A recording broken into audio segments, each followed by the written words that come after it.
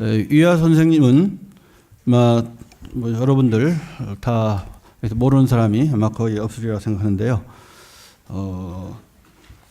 그 우리나라에서는 그 인생이라는 영화의 원저자, 또 그 허삼관 매열기의 그 저자, 영화 허삼관이 얼마 전에 상영됐습니다만은 영화 허삼관보다 소설 허삼관 매열기가 훨씬 더 유명하죠, 그죠?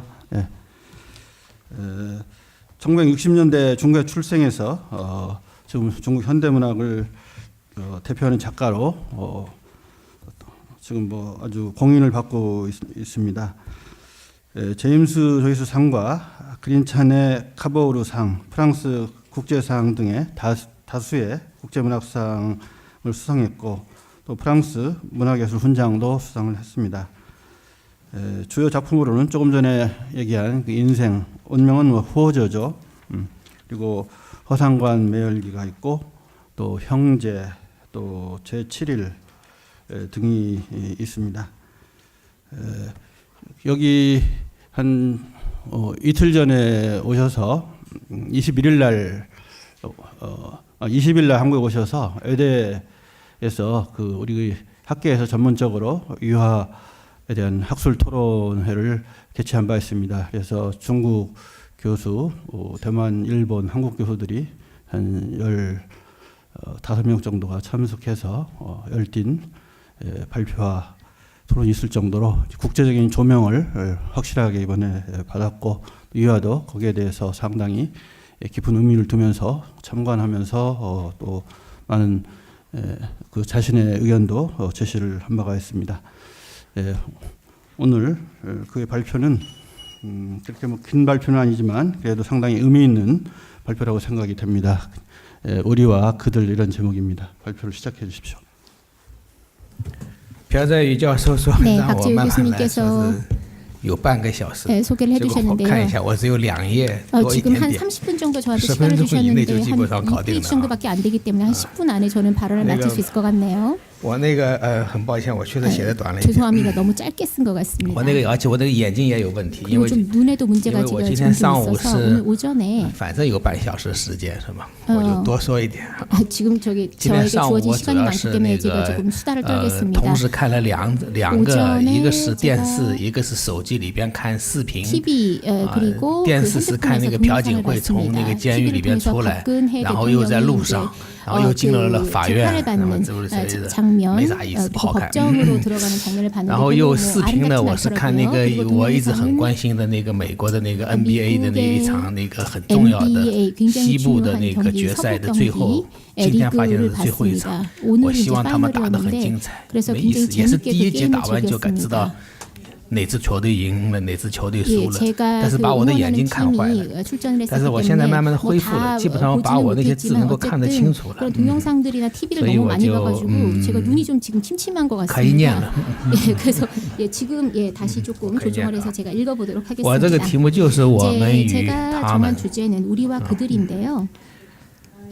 在首尔国际文学论坛 서울 事务 국제문학 局 포럼 拟定的几个 사무국에서 题目 그 里， 몇 개의 주제를 저희에게 我选择了 주셨습니다. 그 我们与 중에서 他们 저는 우리와 타자라는 주제를 事务局论坛 선택했습니다. 将此界定为不同阶级、 사무국은 不同 이 种 우리와 族、不 그들이라는 同集 것을 团、 서로 不 다른 同制度 계급과 的 인종 之间的 그리고 关系。 서로 다른 집단과 다른 我 제도 选择这 사이의 个题目 관계로 是 정의를 这两者的 해주셨습니다. 关系可以 제가 是 이 对 주제를 立的， 선택한 것은 可 이 以是 양자 互 간의 补的， 관계가 서로 也可以 대립적일 是 수도 转换的。 있고 또 상호 보완적일 수도 있고 상호 전환될 수도 있다라고 생각했기 我是 때문입니다. 在中国的文化大革命中 저는 成 이 长起来 중국의 的。 문화 대혁명 속에서 我们与 성장했습니다. 他们在那个时代 그 是 시대에 简单 있어서 清晰 우리와 的对立关 그들의 系， 관계는 굉장히 我们 단순 명료한 是无产阶 대립 级， 관계였습니다. 他们 여기서 是 우리는 资产阶级， 무산계급, 或者我们 였고 是 그들은 社会主义， 자산계급, 즉 他们是资 부유주의였습니다. 本主义。 경우에 따라 우리는 前者当然 사회주의였고 指的是 그들은 자본주의였습니다. 国内的对立关系，后者 앞에서 是 말한 指 전자는 国际的 국내의 对立 대립 关 관계, 系。 그리고 후자는 국제적 대립 관계라고 볼 수 我 있겠는데요. 先来谈谈国际的。 우선 국제적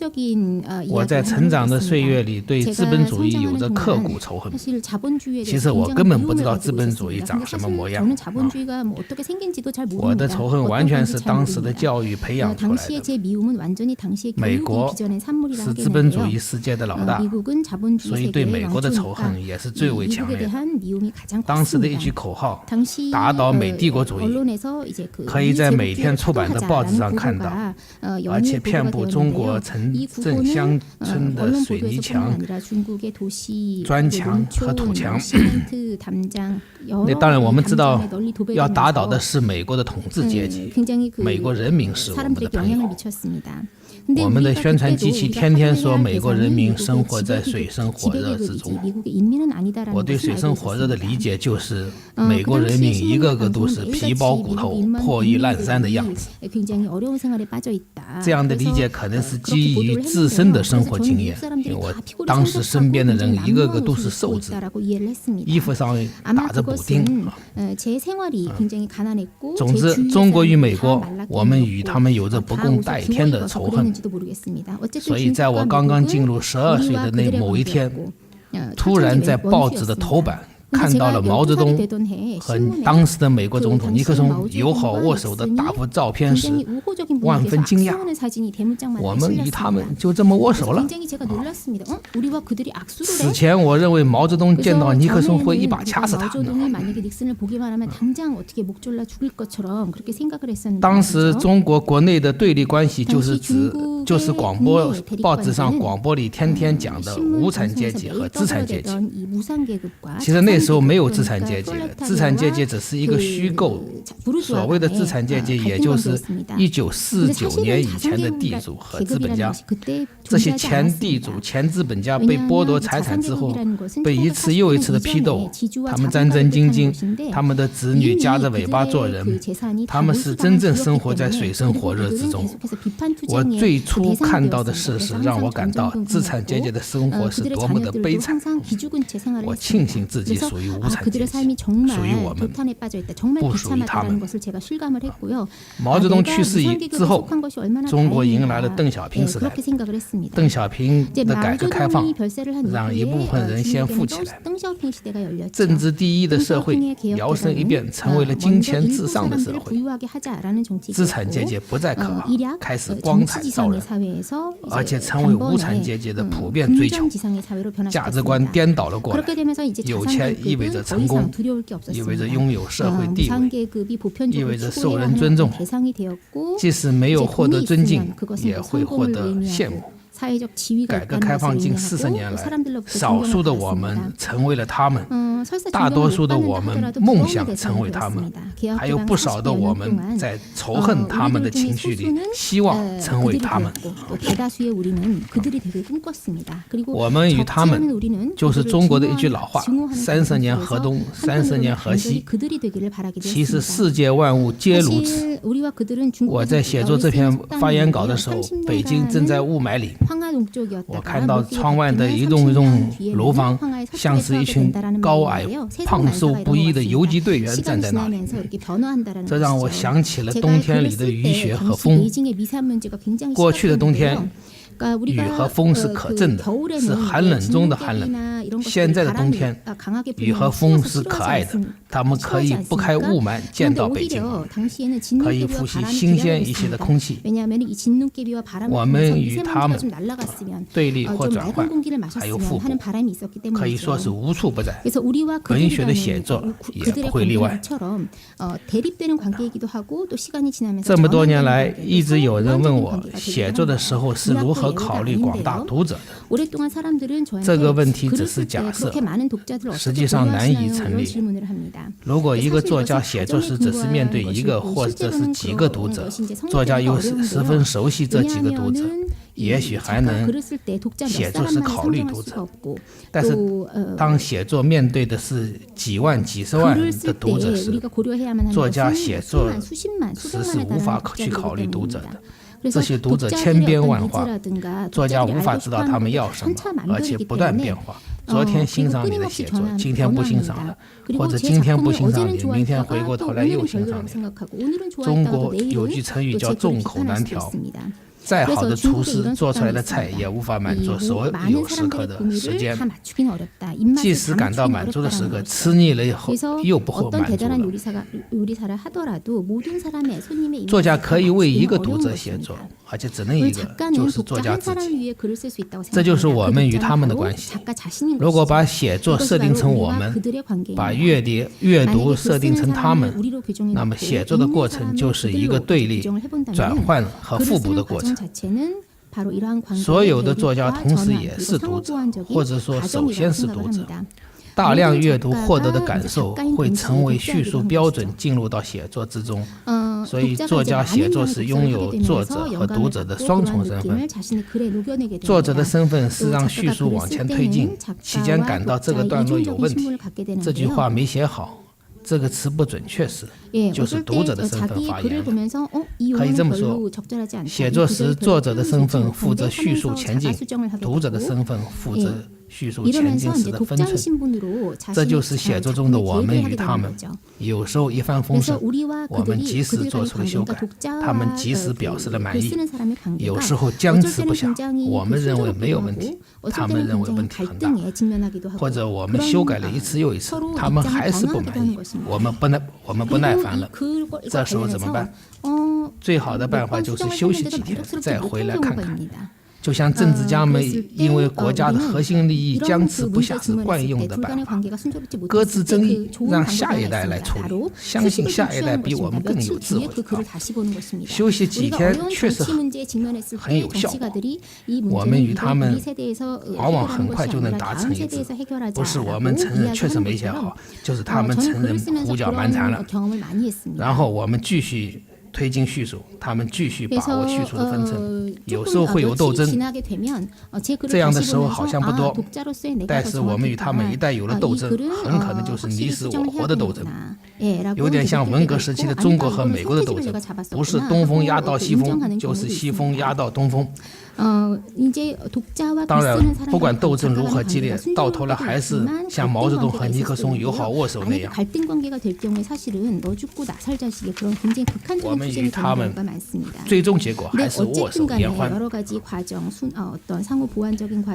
很多年前我和一位厨师长聊天他问我怎样才能成为一个好作家我说要想成为一个好作家首先要成为一个好读者他又问怎样才能够成为一个好读者我说第一要去读伟大的作品不要去读平庸的作品长期读伟大的作品的人趣味和修养就会很高写作的时候自然会有很高的标准要求自己长期读平庸作品的人趣味和修养也会平庸写作时会不知不觉地沉浸在平庸里第二所有的作品都存在缺点包括那些伟大的作品读的时候不要去关心作品中的缺点应该关心优点因为别人的缺点和你无关别人的优点会帮助你提高自己他点点头对我说做厨师也一样品尝过美味佳肴的能做出好菜我经常派手下的厨师去其他餐馆吃饭来提高他们的厨艺我发现总说其他餐馆的菜不好的厨师没有进步总说其他餐馆的菜做得好的厨师进步很大算念完没有半小时吧 이렇게 제 원고를 다 읽었는데요. 예. 감사합니다. 일단은 제 원고를 다 읽는 것으로 네, 이하의 문장은 항상 느끼는 바이지만 이렇게 아주 쉬운 것 같습니다. 간단한 명록이었으면서도 그 속에 상당히 깊이 있는 어떤 이치나 도리 같은 걸 담고 있는 것 같습니다. 그러면 동시에 상당히 유머러스한 감각이 있기 때문에 즐겨 읽게 되는 것 같습니다. 오늘 발표한 문장은 본인이 이제 살아오면서 우리도 중국 연구하면서 항상 그 내부 사정이 어떻을까 하는 그런 부분들, 그러니까 문화대혁명이든 뭐 그 이전에 반우파 투쟁이든 항상 자본가 타도를 내세웠는데 이와 말을 들으니까 자본가는 이미 없어져 버렸는데 그들을 없는 존재를 있는 걸로 설정해 가지고 타자로 만들어서 이제 우리를 강화시키는 그런 방식으로 정치 투쟁을 해왔다는 지적인 것 같고요. 그래서 결국은 우리와 타자가 상호 대립적이지만 또 상호 보완적이기도 하고 상호 전화되는 이런 과정, 특히 글쓰기 관계에서 글쓰는 작가가 동시에 독자이기도 하면서 그들이 상호 대립적이기도 하고 전화되기도 하고 상호 보완적인 이런 과정들을 아주 명쾌하게 발표를 해주셨습니다. 감사드립니다.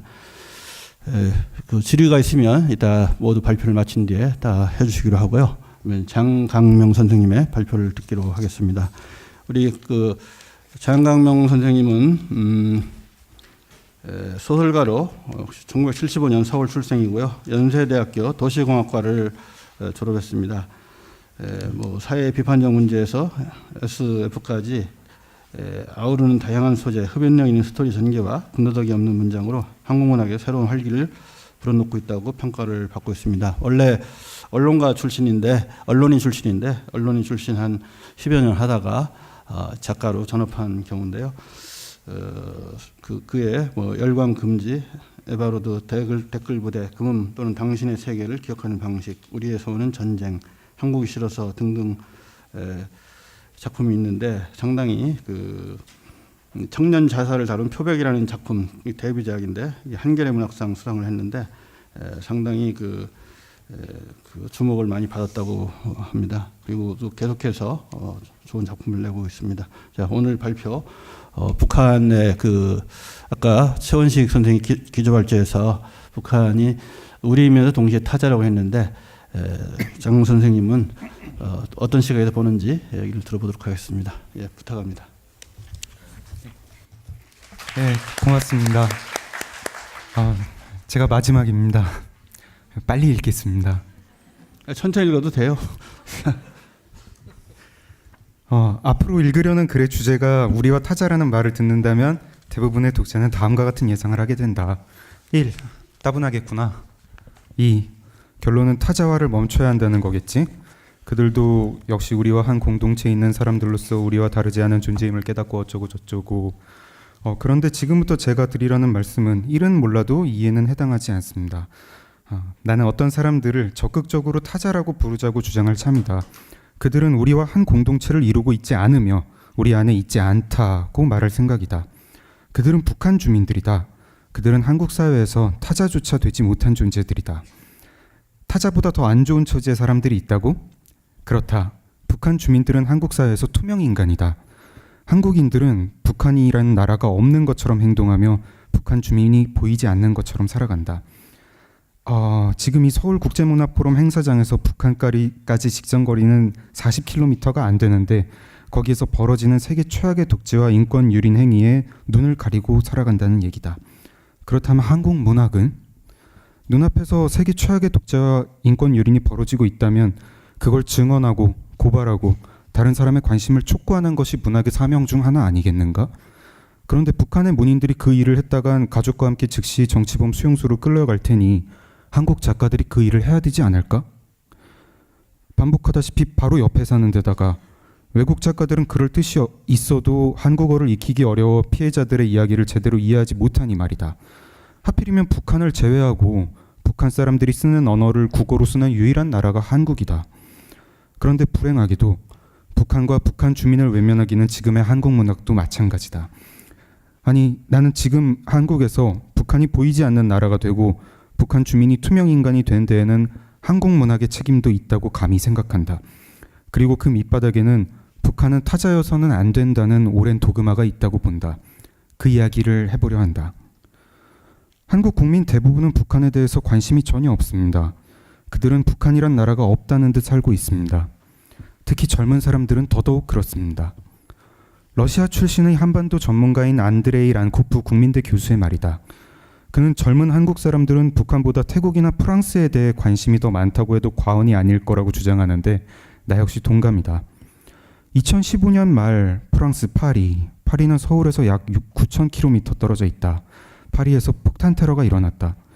당시 내 주변의 많은 한국 젊은이들이 자신의 SNS 계정에 Pray for Paris라는 해시태그를 달고 희생자를 추모했다. 페이스북 프로필 사진에 프랑스 국기를 덧씌운 사람도 많았다. 그러나 지금 이 순간 북한의 정치범 수용소에 10만 명 가까운 사람이 수감되어 있다는 사실을 아는 한국 젊은이들은 극히 드물다. 이곳에서는 공개 처형, 고문, 성폭행, 강제노동, 강제 낙태가 매일 일어나고 있으며 위생과 영양 상태도 안 좋아 한 해 사망자가 5,000명에 이를 것이라는 추정치가 있다. 전 세계에서 북한 인권 문제에 가장 무관심한 사람들이 바로 한국 사람들이다. 북한 인권 운동가들이 종종 하는 얘기다. 해외에서 활동하던 운동가들이 한국에 와서 가장 놀라는 지점이기도 하다. 한국에 온 외국인 북한 인권 운동가와 그들을 바라보는 한국인들의 무관심을 대비하는 다큐멘터리 영화까지 나올 정도다. 한국에 실망했다. 텅 빈 서울의 공청회장을 보며 한숨이 절로 나왔다. 런던, 워싱턴 공청회에서 청중이 눈물을 닦으며 증언을 경청했던 것과 비교된다. 유엔의 마이클 커비 북한 인권조사위원장은 한국 언론과 인터뷰를 할 때마다 한국인들의 무관심을 질타한다. 그는 2013년에 8개월에 걸쳐 북한의 인권 실태를 조사했다. 유엔 주도로 북한의 인권 실태를 체계적으로 파악한 것은 처음이었다. 그런데 보고서가 나오자 한국 언론보다 BBC, CNN, 르몽드, 심지어 알자지라 같은 해외 언론이 그 내용을 더 비중 있게 보도했다고 한다. 나는 가끔 강연을 하거나 주변 사람들에게 북한 이야기를 들려주다가 정치범 수용소가 어느 정도 크기인지 아느냐고 물어본다. 북한 문제에 관심이 있는 사람들조차 정치범 수용소를 큰 교도소 정도로 상상한다. 서울 면적의 90%나 되는 수용소도 있다고 말하면 다들 경악한다. 얼마 전 한국에서는 1990년대 중반을 배경으로 한 TV 드라마 2편이 크게 인기를 끌었다. 각각 제목이 응답하라 1997, 응답하라 1994였다. 그 시기에 한국은 경제 호황을 누렸고 많은 이들은 풍요의 시기로 그 시절을 추억하고 있다. 정확히 같은 기간, 북한에서는 고난의 행군이라고 부르는 대기근이 있었다. 자연재해 때문이 아니라 독재자 김정일이 1994년 아버지로부터 권력을 물려받으면서 우상화 사업과 군대를 우선시하는 정책을 편 것이 원인인 대참사였다. 가장 신뢰할 수 있는 통계로는 33만 명이 숨진 것으로 추정된다. 참고로 이 기간 북한을 탈출한 고위 정치인 황장엽은 사망자 수가 300만 명 이상이라고 주장한다. 내가 아는 탈북자 중에서도 33만이라는 수치를 못 믿겠다는 이들이 많다. 한창 때에는 도심 거리에 아사자의 시신이 문자 그대로 쌓여 있었다는 거다. 그는 최소한 100만 명은 넘게 죽었을 것이라고 말한다. 나는 33만 명이라는 사망자 추정치가 실제에 더 가까울 거라고 믿는다. 강연할 때에도 그 수치를 말한다. 그러면서 3년 동안 하루도 거르지 않고 매일 300명씩 굶어 죽으면 그 수에 이를 수 있다고 설명한다. 이때 북한의 어린이들이 너무 배가 고픈 나머지 흙을 퍼먹었다고 얘기해준다. 북한 정권이 어떤 흙은 먹을 수 있다며 국민들에게 그 흙을 먹으라고 전파했다는 이야기도 들려준다. 청중은 다시 조용해진다. 이때 한국 문학은 무엇을 했는가? 미국에서는 한국인의 피는 단 한 방울도 섞이지 않은 작가 애덤 존슨이 고난의 행군과 북한 인권 문제를 다룬 소설 고아원 원장의 아들을 써서 2013년 퓰리처상을 받았다. 이 책은 한국어로 번역되기는 했으나 한국에서는 별로 팔리지 않았다. 탈북자 출신의 문인이 몇몇 작품을 쓰기도 했다. 공통점은 한국에서보다 외국에서 더 호응을 얻었다는 점이다. 탈북 작가 장진성의 숙이 경애하는 지도자에게를 영어로 옮긴 번역자는 작가에게 왜 이제껏 어떤 한국인도 북한 현실을 문학 작품으로 쓰지 않았느냐고 물었다고 한다. 장진성은 이렇게 말한다. 한국의 네로라 하는 작가들은 북한 인권에 몰지각하다. 이른바 진보를 자처하는 이가 더욱 그렇다. 북한 인권 상황을 수작의 소설로 써내면 노벨상도 받을 것이다. 탈북 작가들은 한국 작가들과 함께 북한 인권을 주제로 한 소설집을 내기도 했다. 2015년에 나온 국경을 넘는 그림자라는 책이다. 이 작품집에는 탈북 작가 6명과 한국 출신 작가 7명이 참여했다. 탈북자 출신이 아닌 한국 소설가들이 북한 인권 문제에 대해 작품으로 말한 드문 사례다. 그러나 앞서도 말했듯 외국인 작가가 북한의 현실에 대해 파악하기는 어렵다. 탈북 작가는 수가 많지도 않고 낯선 한국 사회에 적응하느라 작품 활동에 한계가 있다. 그리고 지금껏 언급한 작품 중 어느 것도 한국에서 독자나 평단의 반향을 일으키지는 못했다. 한국 작가들이 북한 인권에 대해 성명서나 선언문 한 번 내지 않았다는 사실은 부끄러움을 넘어 놀랍기까지 하다. 탈북 문인으로 구성된 국제 팬 망명 북한 작가 센터가 북한의 독재자 김정은을 국제형사재판소에 제소하기 위해 서명운동을 벌이고 있다. 그리고 한국의 문학평론가 박민호가 문학인 북한인권선언 초안을 발표하고 선언에 참여할 다른 작가들을 모으고 있다. 내가 알기로는 이게 전부다. 방 평론가는 2014년 문학인 북한인권선언 초안을 발표하면서 북한 인권 문제를 문학인들이 외면해서는 안 된다는 생각을 꾸준히 해왔고 개인이 시작한 것이기에 선언문이라고 할 수는 없어서 초안이라고 이름 붙였다고 설명했다. 초안을 발표하는 자리에 함께 있었던 소설가 이호철은 당장 눈앞에 있는 북한 인권 문제에 지금껏 아무 소리도 내지 않은 것은 문제다. 진작 시작했어야 하는 일이다고 했다. 여기서 부연하자면 한국의 문인단체들은 성명서나 선언문을 꽤 자주 내는 편이다. 얼마 전에는 5개 문학단체가 박근혜 대통령의 퇴진을 요구하는 공동 시국 선언문을 발표하기도 했다. 10년 전쯤에는 소설가들이 정부의 담배값 인상 추진에 반대해 규탄 대회를 열고 성명서를 낸 적도 있다. 담배는 창작의 벗이라는 이유에서다. 이 규탄 대회에 참여한 소설가는 100명이 넘었다.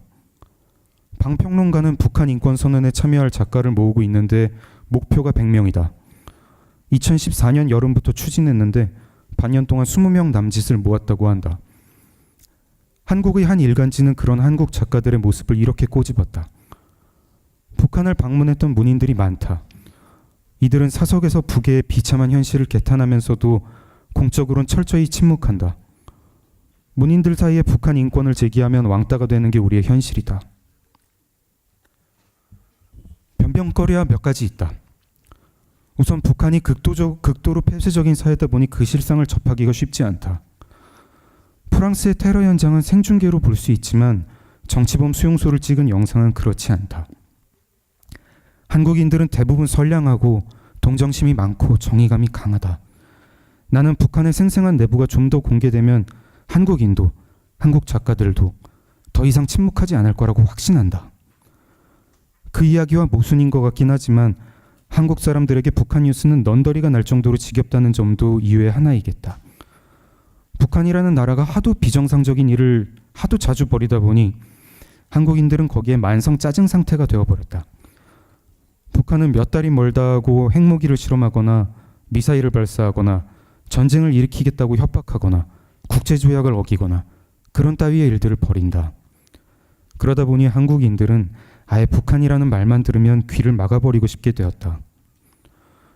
외국인들 눈에는 한국의 진보 세력이나 인권운동 그룹이 북한 인권 문제에 목소리를 높이지 않는 점이 기이하게 보일 수도 있다. 1980년대까지 한국은 군사 독재 국가였고 이에 저항한 한국 내 민주화 운동 세력은 반미 사회주의 이론으로 무장한 경우가 흔했다. 당시 그들은 북한에 대해 상당히 우호적이었다. 어처구니 없는 일이고 최근에는 바뀌고 있다지만 한국 내 진보 진영에는 지금까지도 이런 분위기가 얼마간 이어져 오고 있다. 한국에서는 2016년 11년 만에야 북한 인권법이 국회를 통과했는데 이때 진보 성향 국회의원 상당수가 기권했다. 선언적인 조항들 외에는 북한 인권 실태를 조사하고 기록하는 재단이나 기록센터를 만들어야 한다는 정도가 고작인 법이었다. 미국과 일본에서는 훨씬 강도가 높은 북한 인권법이 진즉에 만들어졌다. 한국의 진보 진영이 북한 독재 정권을 감싸고 싶어 한다고는 생각지 않는다. 그보다는 북한 인권 문제가 나올수록 국내 정치에서의 주도권 싸움에서 밀리기 때문에 굳이 얘기를 키우지 말자는 계산이 진짜 원인이지 않을까 싶다. 한국의 진보와 보수 진영은 서로 정책 대결을 펼친다기보다는 상대의 도덕성을 깎아내리는 방식으로 수준 낮은 권력 다툼을 하고 있다. 그런데 어쩌다 보니 과거에 북한을 정서적으로 옹호했고 북한 인권 문제에 오래 침묵해온 것이 한국 진보 진영의 도덕적 약점이 되어버렸다. 그러다 보니 진보 진영은 이 이야기를 더 하지 않게 되었다. 그렇게 꺼리던 주제다 보니 내부에서 말을 꺼내기가 점점 어려워지는 침묵의 나선 효과도 생기는 것 같다. 북한 인권에 대해 얘기를 안 하다 보니 더 안 하게 됐다는 서술의 주어 자리에 한국 문학을 넣어도 문장이 성립할 걸로 본다. 그렇다 해도 그건 잘못된 일이다. 인권, 평화, 약자 보호, 민주주의와 같은 가치를 추구하는 이들이 북한 인권 문제에 침묵하는 것만큼 앞뒤가 안 맞는 일은 없다. 마지막으로 거론하고 싶은 것이 바로 통일, 즉 하나의 조국에 대한 한국인들의 뿌리 깊은 강박의식이다. 한국인들은 수십 년간 북한은 타자가 아니면 우리의 일부라고 배워왔다. 실제로 한국 법이 그렇다. 한국 헌법에 따르면 북한은 존재하지 않는 나라다. 한국의 헌법 3조는 한국의 영토가 어디까지인지 규정하고 있는데 한반도 전체가 한국 영토라고 못을 박아놨다. 공식적으로 한국에서 북한의 지위는 불법 반국가 무장단체다. 내가 학교를 다니던 시절에는 이건 거의 절대명제에 가까웠다. 왜 통일을 해야 하는가라는 질문을 진지하게 제기하는 것 자체가 금기시되었다. 왜 통일을 해야 되는가? 한 번은 물을 수 있었다. 그러면 남과 북은 한 민족이기 때문이라는 답을 들었다. 거기에 대고 한 민족이 여러 나라를 이루거나 여러 민족이 한 나라를 이루면 안 되는가? 유럽 국가들은 그럼 어떻게 해야 되는가라고 되물을 수는 없었다. 극우 파시즘 성향이 강한 군사 독재 정권만 그런 교육을 실시했던 게 아니었다. 그 대척점에 섰던 한국 문학도 민족주의 성향이 강했고 통일을 지상과제로 설정하기는 마찬가지였다. 조국은 하나다. 이것이 나의 슬로건이다. 꿈속에서가 아니라 이제는 생시에, 남모르게가 아니라 이제는 공공연하게. 조국은 하나다. 양키 점령군의 탱크 앞에서, 자본과 권력의 총구 앞에서 조국은 하나다. 한국의 저항신이자 민족시인이었던 김남주 시인의 조국은 하나다라는 유명한 시의 첫째 연이다. 1988년에 발표된 동명시집에 실려있다. 이 시는 화자가 조국은 하나다라는 깃발을 하늘에 걸겠다는 다짐으로 끝난다. 마지막 세 행은 이렇다. 자유를 사랑하고 민족의 해방을 꿈꾸는 식민지 모든 인민이 우러러 볼 수 있도록 결의의 슬로건 조국은 하나다를. 이것은 1980년대 한국을 지배했던 정서의 일부다. 지금껏 북한 문제에 대해 한국 문학이 취해왔던 태도의 일부이기도 하다. 민족의 분단을 한반도에서 일어난 가장 슬프고 부조리한 일로 놓고 그것을 극복하기 위한 문학적 모색을 하는 것이다. 이런 접근법은 이 땅에 그런 분단이라는 결과를 가져온 이념전이나 강대국, 특히 미국에 몹시 비판적이다. 반면 북한 정권의 인권 탄압 문제는 잘 다루지 않는다. 지금도 이 시를 정면으로 반박하는 것은 한국에서 몹시 거북한 일이다. 많은 한국인에게 이 시에 반대하는 일은 한국에서 독재 정권을 몰아낸 민주화 운동의 숭고함을 훼손하는 듯한 느낌이 들게 한다. 그러나 다른 한편으로는 이 시의 정서를 전적으로 지지하는 한국인도 많지 않을 것이다. 지금 살아있는 한국인의 절대 다수는 북한 땅을 한 번 밟은 적조차 없는 사람들이다. 게다가 세계화의 물결 속에 민족이라는 개념 자체가 낡은 것으로 여겨지고 있다. 2016년 현재 한국 국민 중 조국은 하나다라는 문장이 자신의 슬로건이라고 여기는 이가 몇이나 될까? 한국이 미국 제국주의의 식민지이고 남북한 통합이 구성원들의 삶을 대혼란이 아니라 해방으로 이끌 거라고 믿는 사람은 몇이나 될까? 가장 최근에 공신력 있는 답을 살펴보자. 2016년 한국의 문화체육관광부가 한국 성인 남녀 5,000명을 대상으로 실시한 2016년 한국인의 의식, 가치관 조사 결과다. 스스로를 중산층이라고 여기는지, 결혼 상대를 고를 때 고려하는 요소가 무엇인지, 인공지능이 우리 삶에 미칠 영향을 어떻게 보는지 등을 묻는 광범위한 질문 중에 통일에 대한 것도 있었다. 통일을 언제 하면 좋을까라는 질문이었다.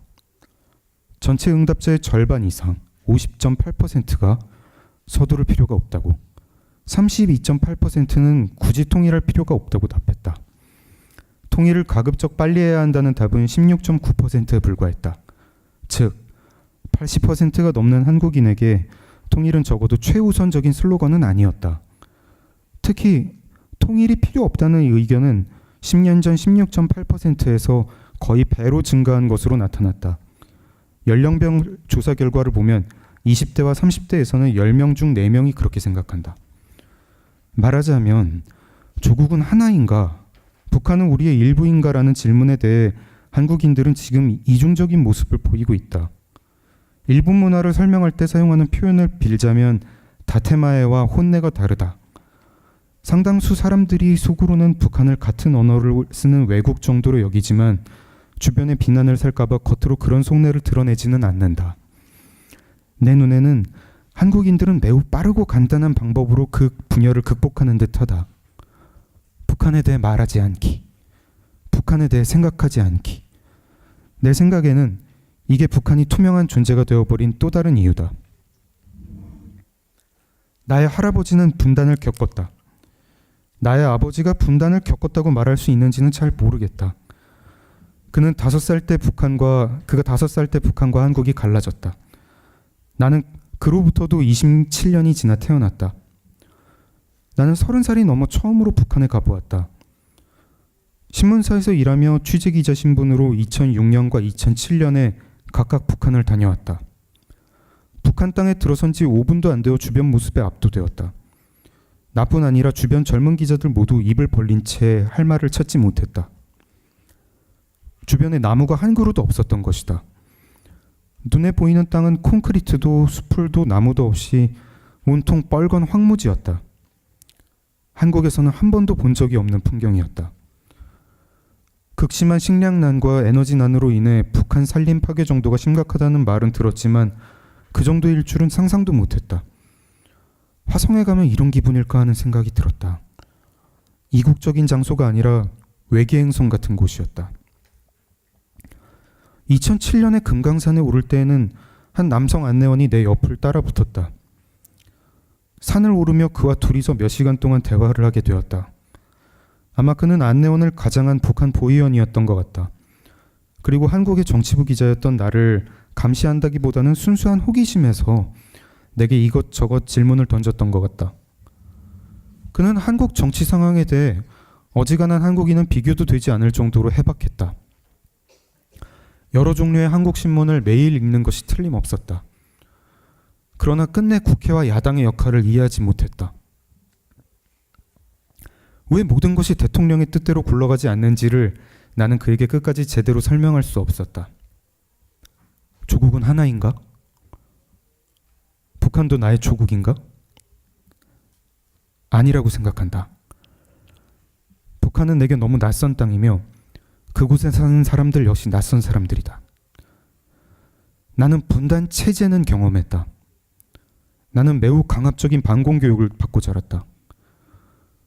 1990년대 초반까지도 한국의 고등학생들은 학교에서 남학생은 총검술을, 여학생은 간호법을 배웠는데 그건 엄연한 교과 과정이었다.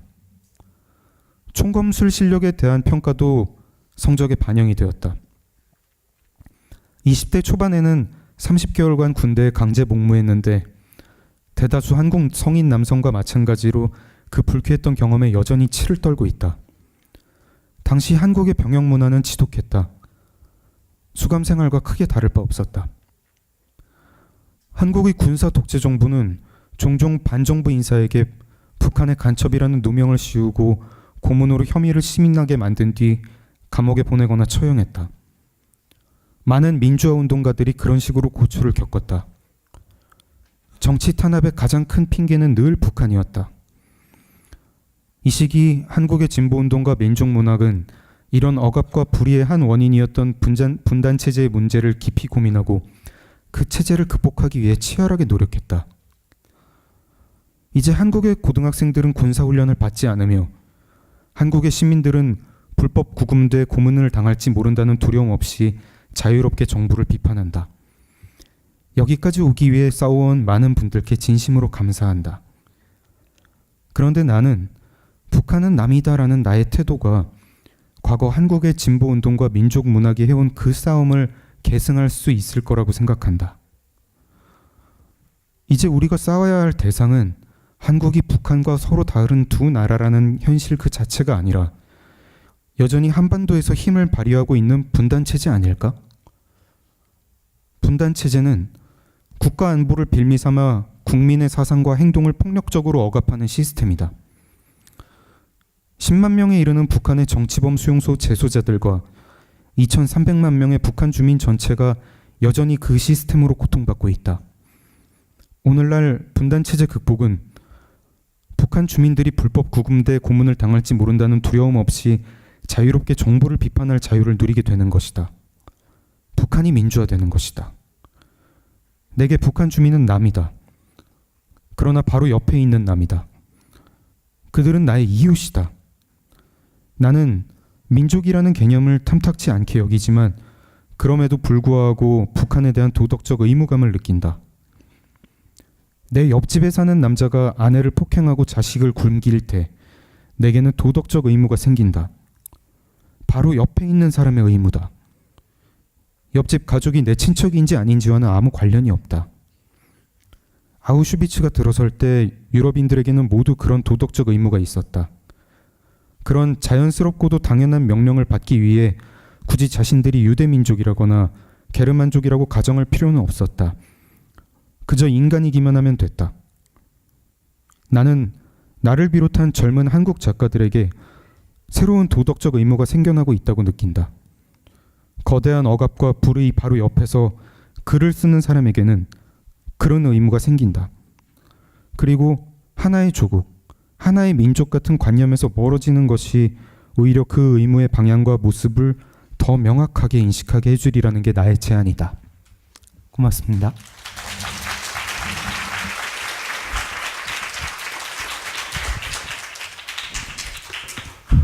네, 장 선생님의 그 발표를 듣다 보니까 그동안 우리가 정면으로 참 거론하기 힘들었던 문제를 참 정면으로 용기 있게 거론하시는구나 하는 생각이 우선 들었습니다. 북한은 북한이란 나라가 없다는 듯이 살고 있다 이런 표현이 참 아프게 들려오는데요. 그 선생님의 견해는 아무튼 북한을 타자로 규정을 함으로써 오히려 타자로서의 관심을 환기시킴으로써 그러니까 우리라는 걸 부정한다기보다는 타자라는 거를 관심을 환기시킴으로써 다시 언젠가 우리로서 회복될 수 있는 그런 가능성에 대해서 염두에 두고 계신가 하는 생각도 듭니다. 오늘도 여기도 사실 이번에 그 위화 엔타오 학술회의 할 때 중국 교수가 한 분 오기로 되어 있었는데 나중에 들으니까 한국이 전쟁 발생할 것 같아가지고 오는 걸 포기했다 이런 얘기를 들었는데 그 정도로 외부에서는 좀 상당히 그 민감하고 굉장히 심각하고 엄중한 것으로 보고 있습니다. 우리는 그러나 북한에 대해서 없는 듯이 느끼기 때문에 위기도 뭐 그냥 또 지나가겠지 하면서 이렇게 또 지나가고 있는 게 현실이 아닌가 생각하는데 그런 아니란 타성 이런 거에 대해서 뭔가 문제 제기를 좀 심각하게 해주신 것 같습니다. 네, 그러면 네, 질의 답변 시간으로 가겠는데요. 네, 뭐 꼭 네, 이제 직접적으로 마이크를 들고 질문해 주시고 이렇게. 네. 지금 시진핑 주석이 우리나라와 굉장히 정치적으로 첨예하게 대립되어 있는 관계에 있는데 작가로서 그 시진핑 주석의 한국에 대한 외교관을 어떻게 생각하고 계시는지 한 가지 여쭙고 싶고요. 또 하나는 좋은 작품, 훌륭한 작품을 쓰려면 먼저 위대한 작품을 읽어야 한다고 하셨어요. 그렇다면 위화 작가께서 읽었던 위대한 작품들은 어떤 것이었는지 좀 말씀해 주시면 감사하겠습니다.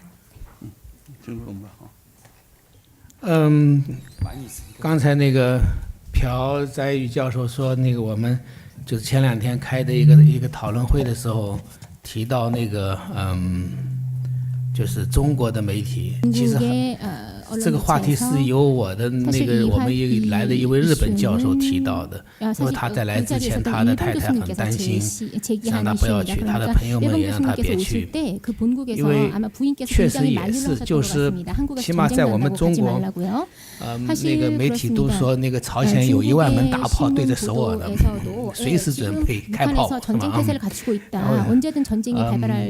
结果我到了首尔以后一看，大家吃吃喝喝，开开心心的，一点都没有战争的味道。我当时还觉得是韩国人民真勇敢啊，在1万门大炮瞄准下，还吃得好，睡得好。刚才听了我们最年轻的台上最年轻的那位作家张先生的那个发言以后，我才知道还有其他的原因。对，他把那个今天的首尔描绘成了南宋时期的，就中国南宋时期的杭州。 항주와도 같이 지금 那个 굉장히 안정적인 最近我 분위기인데요. 感觉好像有一点点转机了，因为那个文在寅总统的那个特使去了北京，而且受到了很高规格的 그리고 接待。 굉장히 中国的官方媒 그 体也 국빈급 대우를 받았습니다. 和那 그리고 个 중국의 也给 국영 那个 给 미디어 了 언론에서도 很多的报道。 굉장히 이와 一 관련해서 般 많은 보도를 因为 진행하고 中国这样的一 있습니다. 个国家，它不是一个媒体自由的一个国家，所以你从官方媒体的对一个事情的报道多少，篇幅的多少，包括那个习近平接见那个文在寅总统的特使，在中央电视台的那个新闻节目里边播出的时间的长短，都表明就是这个中方的一个态度，因为我们是民间人士，其实不知道政府那个他们的想法的。但是呢，从这一点来看的话，肯定比那个前一段时间要稍微好一些了。第二，就是我要在这里要想说一下是，就是中国跟朝鲜的关系，我的感觉是好像没有那个韩国的很多人想的那么的好，因为它有一个历史。 因为朝鲜的第一代领导人金日成，他是苏联扶植起来的领导人，不是中国共产党的人。而且当年跟着中国共产党打日本人的那些人返回以后，基本上都被金日成给处死了。所以从那个时候，中国共产党 和朝鲜劳动党之间是有问题的。后来中国和苏联决裂以后，因为在我小的时候，刚好是文化大革命的时候，我们就是认为苏联比苏修，我们认为是修正主义，苏联比美国还要坏，就在我们的教育里面，因为苏联跟我们有那么长的边界，那个时候朝鲜是投靠了苏联。 他没有和中国保持一个很好的关系，所以在文化大革命的时候，我们也批判了金日成一样的，因为我们认为朝鲜也是修正主义。但后来到了文革后期，关系有所改善。那么，朝鲜和中国的关系，其实说起来，朝鲜和中国还不如说是朝鲜 劳动党和中国共产党的关系，因为这两个党都是执政党，所以他们的关系就取决于国家的关系。一直到什么时候呢？一直到1990年，苏联解体没了，苏联一夜之间就没了，朝鲜没办法，没有什么 可以依靠的，只能和中国改善关系。但是其实从历史来看的话，中朝关系没那么好。包括你看那个习近平做了国家主席以后，已经是第4年多了，没有去过朝鲜。朝鲜的高级官员有过访问，但是都没有报道，都没有公开场合的报道。所以我觉得，第一就是我要想这说明的是，就是中国跟朝鲜两个政府之间的关系没有很多韩国人想象的那么亲密，有很多问题。第二个就是那个现在关系确实改善，因为我觉得，因为中国不管怎么说，它是一个正常国家。 朝鲜它不是一个正常国家，韩国它也是一个正常国家，就这样两个正常国家之间可以进行一些正常的交往。无论是那个中国跟朝鲜也好，还是韩国跟朝鲜也好，你很难进行正常的交流，因为它不是一个正常国家，所以这一点还是比较困难的。这是第一个问题。第二个问题，我就觉得 伟大的书太多了，那个不能说像森林那么多，也应该像树林那么多。那个当然看是要从什么时候开始阅读，比如说像我的孩子刚刚开始小的时候，我就给他推荐那些，推荐有一个法国作家大仲马的小说《三个火枪手》《基督山伯爵》。 那个时候他大概是10岁的时候，真是全世界的少年们都在读那个英国的那个《哈利波特》的时候，他读完了那个大仲马的小说，然后过来很惊讶地跟我说 제가 추천한 难 소설을 읽고 没想到这个世界上还有比哈利波特 세계에 更好的小 해리포터보다 说 더 재미있는 소설이 있었냐라고 然后 저한테 然后我就 방문을 让他再 하더라고요. 慢慢的读，后来再让他读那个狄更斯， 디킨스의 因为阅读你不能 책들을 一上来就 추천했습니다. 读一个 왜냐하면 책 책 很深奥的一个 읽기가 作 너무 家的 갑자기 심오한 狄更斯 주제로 完了以 들어가면 안 后 됩니다. 그래서 然后我再让他 디킨스 读 이후에 就是其 찰스 他的， 디킨스 就相对来 이후에 说， 또 比如巴扎克， 读的特别入迷。 발자크라든가 뭐 现在 이런 没问题， 작가들의 他已 작품을 经 추천하였습니다. 在几年前已 제 经把 아들이 那 몇 个 년 전부터는 托斯妥耶夫斯基和托尔斯泰给读完了， 도스토옙스키라든가 所 뭐 以我 이런 觉得他读 작가들의 任何书 작품을 都没有什么 열독하고 问题。 있습니다. 就是阅读，我觉得 제 是 생각에 책 읽기는 我的经验就 제 是其实 경험에 很简单， 의하면 就是 사실 读一 굉장히 些经典 간단합니다. 그러니까 作品， 고전을 많이 읽는 것이 不用自己 중요하다고 去找作 생각하고요. 品， 예, 就是 너무 뭐 越 작품을 是你 고르는데 熟悉的 저희가 那种经典作品， 머리를 你 많이 阅 쓸 读的时 필요가 候你越保 없습니다. 险， 유명한 你 고전 不会 일수록 读 거기서 完以 얻을 后 수 你 있는 不会觉得 경험, 自己会上当。 얻을 수 있는 보물이 굉장히 많다라고 생각을 하고요. 所以那个，但是像那种 그러나 可能会有些时候的那个 어떨 教育里 때는 边会有一些问题，就是中小 교육 学的 과정에서 教育里边 문제가 있어서 会有一些文章并不 중고등학교에서 适合那个他们那个年龄的人读的 어떤 텍스트 文章 같은 也会 경우에는 有，这个 고전임에도 全世界都一 불구하고 样。 그 연령대에 맞지 않는 텍스트 혹은 고전을 교과서에 실는 경우도 있는데 그런 경우를 제외하고는 어느 고전이든 다 굉장히 우리들에게 유익한 경험을 준다라고 생각합니다. 예, 아직 뭐 시간이 충분한 것 같습니다. 예, 예, 저 학생 중간 학생 먼저 해주시고요. 안녕하세요. 저는 지금 고등학교 재학 중인 작가를 꿈꾸는 청소년이고요. 제가 질문드리고 싶은 작가님은 김혜란 작가님하고 장강명 작가님인데 떨려. 너무 좋아하는 분들이라서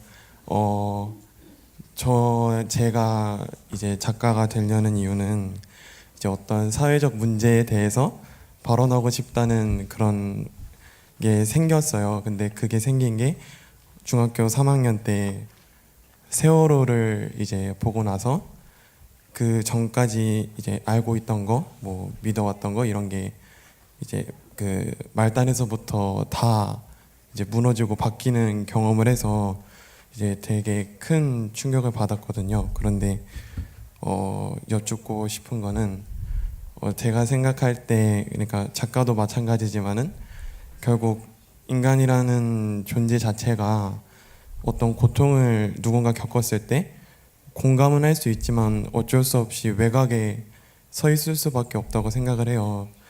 그런데 이제 그런 상황에서 작가님들은 어떤 그 새로운 고통의 언어를 빚어내시는지 좀 여쭙고 싶습니다. 사회적인 문제에 관심이 많다고 하셨는데요. 예. 각 작가마다 어떤 이야기를 그릴 때 그리는 미학적, 윤리적 지향과 존재 방식은 다 다른 것 같습니다. 근데 저에 한해서 말씀을 드리자면 아까 제가 연필로 밑줄 긋는 이야기를 했으니까요. 만약 사회 신문을 보고 제가 어디에 밑줄을 긋나라고 언젠가 생각해 봤더니 한국에서 생활고로 동반 자살한 나이 많은 이제 할머니랑 아들이 있었어요. 그러니까 그래서 두 분이 생활이 어려워서 동반 자살을 했다라는 기사인데요. 제가 밑줄 긋는 문장은 그 경제적 불평등이나 뭐 생활고 이런 문장이 아니라 똑같이 방에 누워서 자살을 했는데 아들은 천장을 보고 누워 있었고 엄마는 몸을 바로 틀어서 옆으로 누워서 아들을 보고 누워 있었다라는 장면이에요. 여러 어떤 사건과 빠르게 조우하고 감흥해서 조금 더 적극적으로 말하는 방식도 있고 그것도 귀하다고 생각하는데요. 제 경우에는 이게 때로는 기사나 논설 혹은 통계가 되지 말아야 할 이유를 생각하면서 아들은 천장을 보고 엄마는 아들을 보는 방향, 각도 밑줄을 치는 방식으로 집중을 하려고 합니다. 아까 북한 말씀하셨으니까 그것도 연결하자면 크리스마스 날 뉴스를 보는데 탈북인들이 가장 선호하는 날씨가 눈이 펑펑 오는 날씨라고 들었습니다. 발자국이 사라져서라고 들었는데요.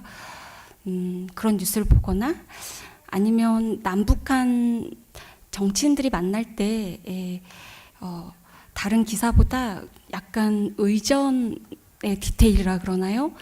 담배는 북한 쪽에서 준비하고 뭐 간식은 남한 쪽에서 준비한다, 이런 것들을 제가 뭐 작품으로 적극적으로 드러내지는 않지만 메모를 하는 이유 중에 하나는 저는 그래서 미사일보다 핵보다 구체성이 무섭습니다. 예. 삶의 구체성, 얼굴의 구체성, 구체성이 무섭고, 그래서 그 구체성들을 기록하려고 하고, 그게 제가 하고 있는 일들인데요. 그게 왜 때때로 이야기의 방식이어야 하는가라는 고민은 계속 하고 있습니다. 네. 네, 그다음에 정강명 선생 얘기 또 한번 들어볼까요? 답변 들어볼까요? 네. 예. 질문 감사합니다. 사실 저도 좀 그런 거를 한 몇 년 전에 고민을 했었거든요. 제가 생각할 때 제가 이제 남들보다 좀 눈물이 적고 좀 마음이 싸늘한 사람인데, 이런 사람이 뭐 이렇게 작가가 돼도 되는 걸까, 그런 생각이 들었습니다. 또 한편으로는 어두운 생각에 사로잡히면은 끝이 없습니다. 우리가 다 근처에 불행한 일이 일어났을 때 마음 한구석에 이게 내가 아니라 남한테 일어나서 다행이다라는 그런 생각을 하게 될 때가 있고, 거기 사로잡히면은 나 얼마나 나쁜 인간인가, 얼마나 비겁한 인간인가, 이 순간에 저 불행이 나한테, 내 가족한테 닥치지 않아가지고 좋다고 생각하는 이 내가 정말 막 못 견디겠더라고요. 근데 한편으로는 저희가 그 중간에 있는 것 같습니다. 정말 나하고 아무 상관도 없는 지구 반대쪽에 일어나는 사건인데도 그걸 보면서 아파하는 게 또 저 자신이더라고요. 저랑 아무 상관도 없는데 보면서 제가 아파하고 남들보다 눈물을 좀 덜 흘릴지라도 아파합니다. 슬퍼합니다. 그래서 어두운 면을 보지 않고 밝은 면 보고 그런 힘을 좀 이렇게 거기에 좀 이렇게 의지해야겠다 생각을 했습니다. 쓰는 저 자신이 그거를 막 그런 공감의 힘이랄까, 연민의 힘을 뭐 이렇게 불러 일으킨다고 생각하지 않습니다. 오히려 문학에 원래 그런 힘이 있고 저를 통해서 이렇게 흘러나오는 거 아닐까, 그렇게 생각하니까 이제 과한 부담을 덜게 되고 더 그 일을 잘할 수 있게 되더라고요. 우리가 위대한 작품이라고 이제 위화 선생님이 말씀해 주신 위대한 작품들 보면 은근히 엄청난 범죄자들이 주인공인 작품 많습니다. 죄와 벌 그 로자 사이코패스 아닙니까? 저 전당포 할머니 살 이유 없어 이러면서 도끼로 들고 가가지고 할머니만 죽이는 게 아니라 옆에 있던 사람까지 죽이죠. 근데 우리가 죄와 벌을 보면은 거기에도 공감을 하게 됩니다. 로리타 주인공 보십시오. 험버트. 그거 저기 신문에서 보면은 세상에 진짜 이런 놈이 없습니다. 미성년자 소아성애자인데 자기가 좋아하는 소아성애 그 대상이 되는 미성년자랑 뭐 하려고 아무튼 정말 긴 계획을 세워가지고 결국 실현하는, 정말 인간 뭐랄까 정말 비난받아야 되는 사람이잖아요. 근데 우리가 로리타를 읽으면서 심지어 그런 사람도 이해를 할 수 있습니다. 저는 이게 뭐 도스토옙스키나 나보코프의 필력의 힘이기도 하겠지만 우리가 기본적으로 다 그런 공감할 수 있는 인간의 힘이 있고 또 문학의 힘이 있고, 그래서 그 양쪽이 이렇게 만나면 자연스럽게 벌어지는 일이라고 생각해요. 그래서 너무 어두운 면에 이렇게 그거를 생각하기보다 이게 되는 거고 늘 일어나는, 되게 기적같이만 늘 일어나는 일이기 때문에 그거를 믿으면 좀 마음이 좀 편안해지지 않을까 뭐 이렇게 주제 넘게 말씀드려 봅니다.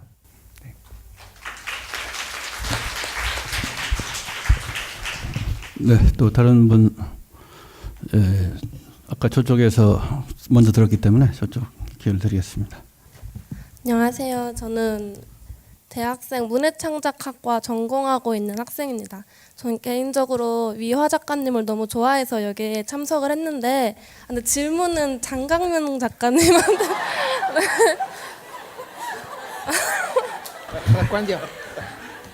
아니 원래 위화 작가님 너무 좋아해서 얼굴만 보고 몰래 나갈라 했었는데 너무 질문이 하고 싶어져서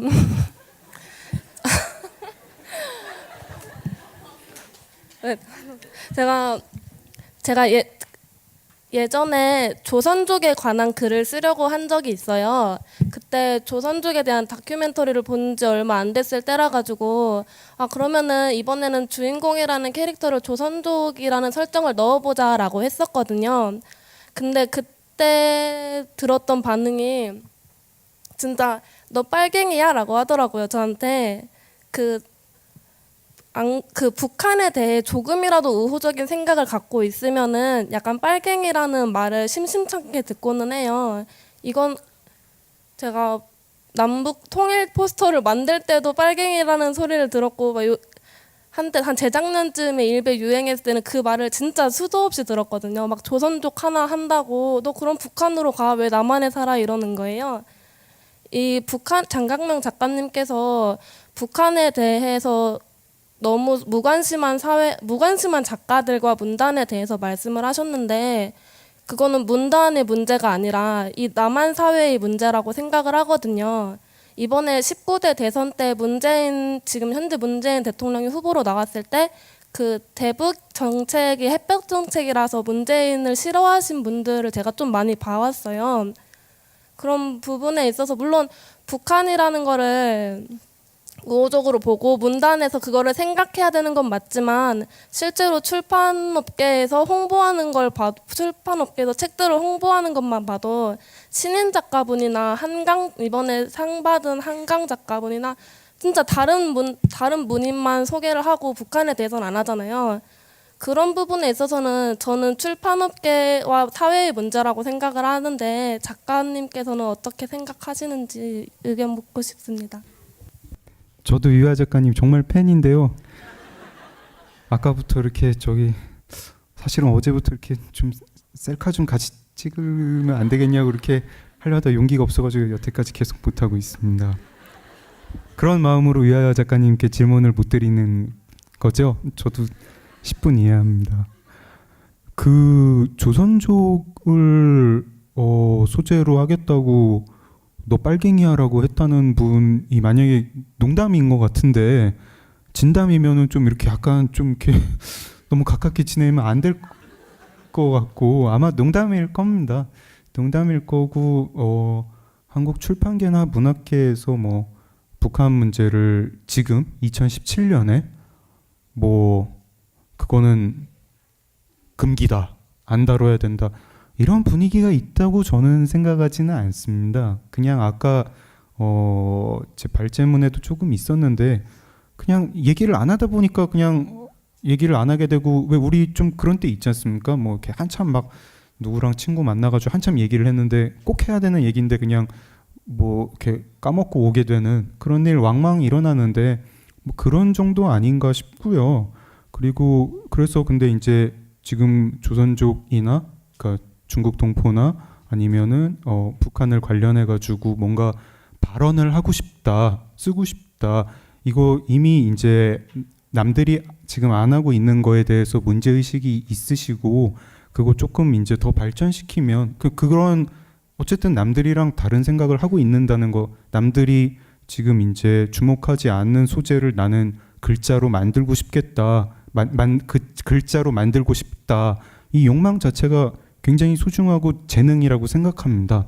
저는 그래가지고 지금 가로막는 건 없는데 쓰시면 주목을 받을 테니까 굉장히 응원하고 싶고 저도 빨리 쓰려고 하고 있습니다.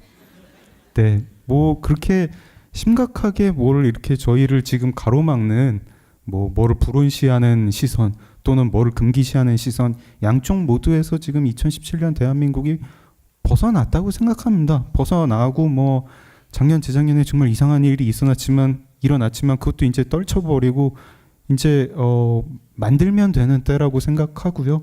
네, 응원하겠습니다. 네.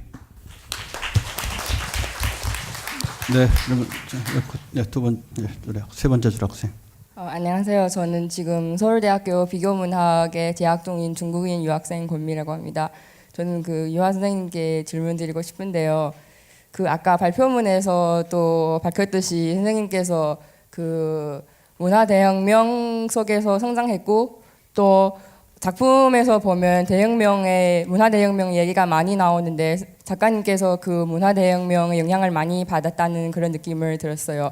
그래서 지금 중국에서 문혁에 대해서 대대적인 반성을 하고 있는데, 그러니까 반스 원거에 대해서 그 반성을 하고 있는데 혹시 이에 대해서 작가님께서 어떻게 생각하고 있는지 여쭤보고 싶습니다.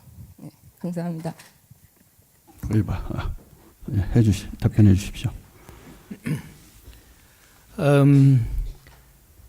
中国我觉得已经开始忘掉文化大革命了。 문화대혁명을 잊어가고 있는 것 같습니다. 뭐 반성은 하고 있지만 这方面跟韩国有一点像。 그런 면에서 한국과 就是 비슷한 것 我说的 같습니다. 像不是指别的像，就 여기서 是 말 比如 비슷하다는 说是 것은 假 예를 如 들면 你去找100个人问 100명을 什么那个物价涨了，他们都会告诉你。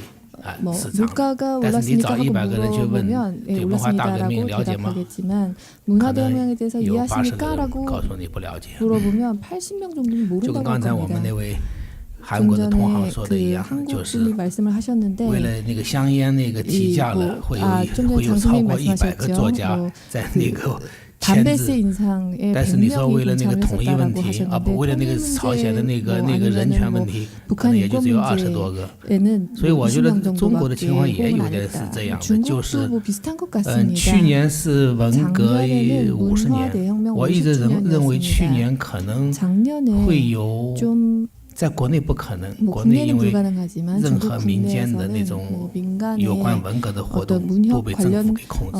활동이 政府 아주 要把它 엄격하게 给那 통제가 个 되기 때문에 중국 국내에서는 压制下去。 불가능하겠죠. 네, 那么我 굉장히 认为 통제를 国 많이 外也 받습니다. 会有一些， 그렇지만 是有一些 해외에서는 很少 뭔가 활동이 基本上 있을 거라고 那个 생각을 했는데 매우 적었습니다. 那个看不到， 기본적으로 就是也 거의 没有 볼 什么 수 太大的那 없다라고 个 할 影响。 정도로요.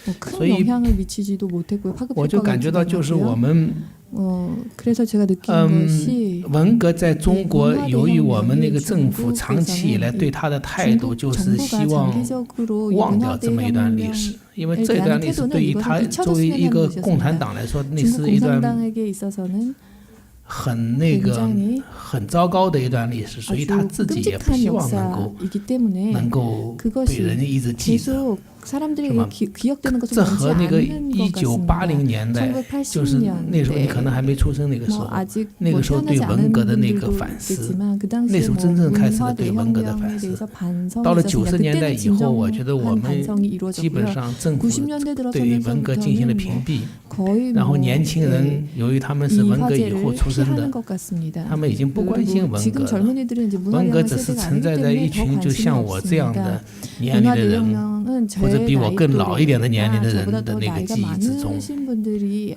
아직 기억하고 있는 사건인 것 但是我 같습니다. 相信会回来 하지만 的， 저는 因为 이것이 돌아올 历 거라고 史总有一天它会回来的，但是它是 언젠가는 以一种 돌아오게 什么样的 됩니다. 方式回来， 어떠한 방식으로 目前还不知 돌아올지는 道。 아직은 잘 모르겠습니다.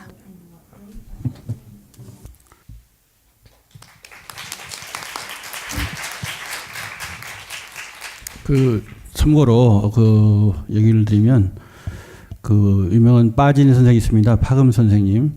이게 문화 대혁명 박물관을 북경에다가 져서 중국 젊은이들이나 후세들로 하여금 영원히 그 잘못된 역사를 기억하게 하고 반성하게 하자.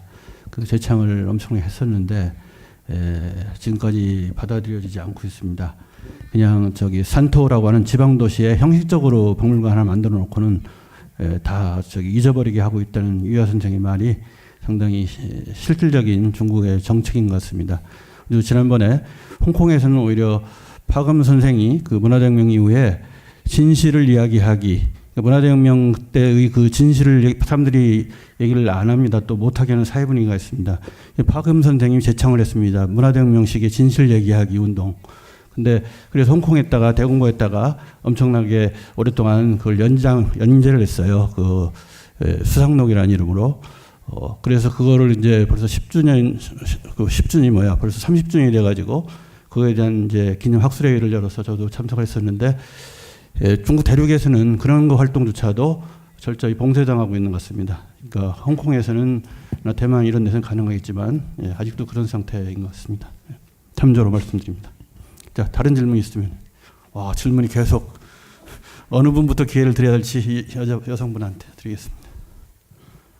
네, 안녕하세요. 저는 미래금융포럼에 참가하겠다고 하고 여기에 온 30대 직장인이고요.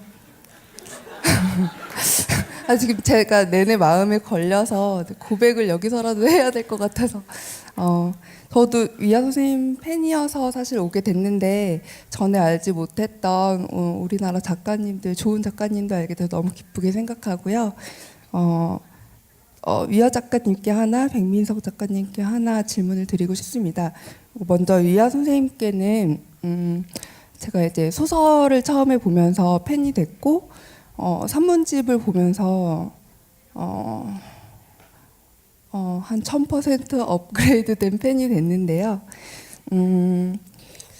지금 중국에 살고 계시면서 가족과 함께 살고 계시면서 중국 정부, 공산당에서 금지하고 있는 책들을 내시고 또 자신의 목소리를 내는 것에 대해서 동기도 있으셨을 것 같고 또 처음 그리고 한 번이 아니라 지속적으로 그런 활동들을 하시는 것에 대해서 개인적인 그 힘을 낼 수 있는 근원이 있으실 것 같아서 그것에 대해서 여쭙고 싶고요. 백민석 작가님께 약간 망설여지기도 했는데 실례가 안 된다면 아까 이제 우리 현대 사회에서 이제 문학이 힘이 없기 때문에 기대할 수 있는 것이 없다라는 표현을 제가 그렇게 이해했는데 개인적으로 문학을 하시는 어떤 이유, 목적 같은 것들은 어떤 것들이 있으시고 사회적인 기능을 뭐 꼭 해야 하지 않을 수도 있겠죠. 혹시 그 아까 하셨던 말씀에 대해서 덧붙여 주실 수 있는 말씀이 있으실지 여쭙고 싶습니다. 감사합니다. 首先，余华先生回答一下。我觉得那个一是那个中国社会那个开放的程度能够容忍像我这样的作家。 개방 정도가 지금 저 같은 작가는 수용할 수 있는起码到现在为止， 수준이라고 我的感受是这样的，就是我们的政府并不讨厌我，当然也不喜欢我，就属于这样的，我就处于这样的一个中间状态的，因为他们想要对付的人可能很多，他们人手有限，还需要去对付别人去。 그렇기 때문에 아마 저한테는 그다지 큰 관심이 없는 것 같고요. 사실 제가 작품 활동하는 데 있어서 중국에서 그렇게 큰 문제는 없습니다. 정상적으로 방문을 하고 어떤 일정 시기에 제가 인터뷰를 다 거절한 적이 있었습니다. 그리고 강연도 하지 않고 그랬던 적이 있었는데 그때 제가 회의가 들었던 것이 사실 강연에 가서 이런저런 얘기를 하는 것이 모두 과거에 대한 이야기를 제가 늘어놓고 있더라고요. 그래서 그것이 굉장히 제 스스로 그 스스로에 대해서 제 스스로의 말에 대해서 회의감을 느끼고 피로감을 느꼈습니다.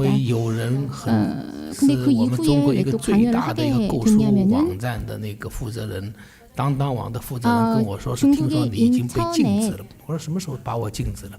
他说你看那么多年没有你的采访，那么多年没看到你的演讲，那我得要去做个演讲去了，表示共产党还没把我给禁止。 그 위화 책이 그 금서가 됐다면서요? 그렇게 물어보더라고요. 그래서 그런 적 없다 그랬더니 요즘 너무 강연에 안 나오셔가지고 사람들이 그렇게 안다고 그렇게 말씀하시더라고요. 그래서 제가 강연에 다시 나가게 되었습니다. 그리고 얼마 전에 상하이에 어떤 신문의 기자가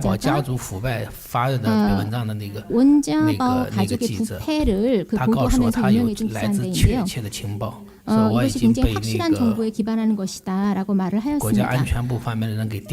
그래서 국가안보국에서 지금 저라는 사람을 굉장히 예의주시하고 있으니까 집 나가고 밖으로 나갈 때 주의를 하시라 저한테 이렇게 얘기를 하더라고요. 그러면서 도청당하는지 안 하는지 도청당하는지 잘 관찰하시라고 했는데요. 글쎄요, 저를 미행하는 사람은 없었고 사실 저를 미행하기 위해서는 많은 사람을 동원해야 될 것입니다. 그런데 지금 사람이 부족합니다. 그래서 저는 그런 안전 문제에 있어서도 전혀 위협을 느끼지 않습니다. 예, 여러분 걱정하지 않으셔도 됩니다.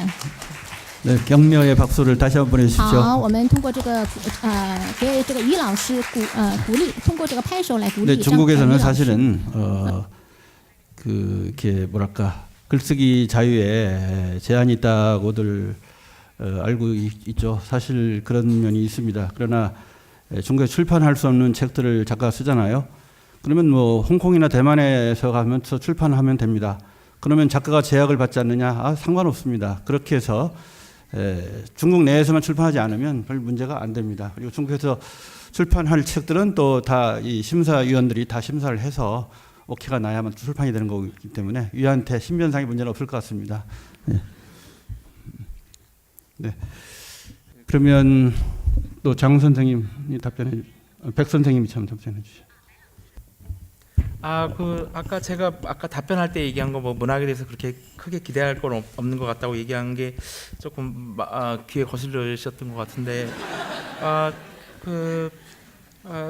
제가 뭐 글을 쓰는 이유는 제 힘으로 뭔가를 생산한다는 게 좋아서 하는 거예요. 그냥 그거 자적적인 의미지 그 이상의 뭐 그런 건 없는 것 같아요. 예. 그냥 그래서 제가 뭔가 하나 생산할 수 있고 책을 낼 수 있다는 것이 그냥 좋을 뿐이지 그래서 하는 것입니다. 그리고 발표 얼마 전에 그 신문 기사를 보셨는지 모르겠지만 유엔에서 조사한 게 있죠. 전 세계 190나라인가 조사했더니 우리나라가 책을 읽는 게 166위예요. 우리 뒤에 몇 나라가 없어요. 이렇게 책을 안 읽는 나라가 여기서 무슨 문학이 힘이 있겠어요? 그렇게 생각하지 않나요?